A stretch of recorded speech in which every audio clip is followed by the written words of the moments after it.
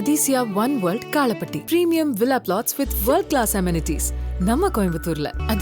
அதிசயம் நடக்கும் நிச்சயமா.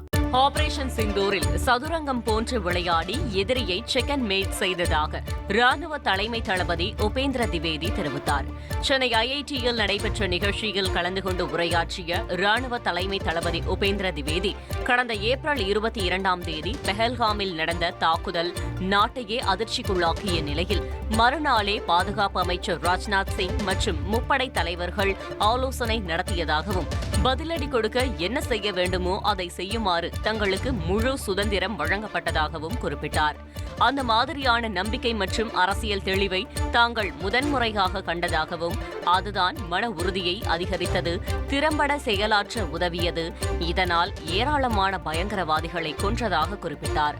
ஆபரேஷன் சிந்தூர் நாட்டையே இணைத்து மக்களை உற்சாகப்படுத்தியதாக உபேந்திர திவேதி தெரிவித்தார்.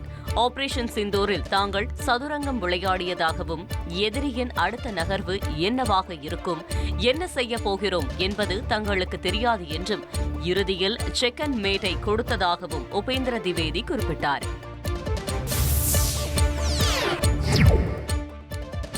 பணைய கைதிகளை உடனடியாக விடுவிக்க கோரி இஸ்ரேலின் டெல் அவிவில் 1000த்திற்கும் மேற்பட்டோர் பேரணி நடத்தினர்.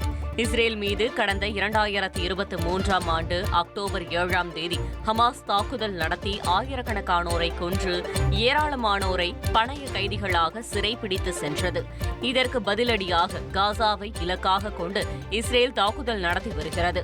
இந்நிலையில் பணைய கைதிகளை விடுவிக்க கோரியும் இஸ்ரேல் பிரதமர் நெட்டன்யாகுவின் காசா திட்டத்திற்கு எதிராகவும் இஸ்ரேலில் உள்ள டெல் அவிவ் நகரில் பிரம்மாண்ட பேரணி நடைபெற்றது. Athisia one world Kalapatti premium villa plots with world class amenities நம்ம கோயம்புத்தூர்ல. அதிசயம் நடக்கும் நிச்சயமா.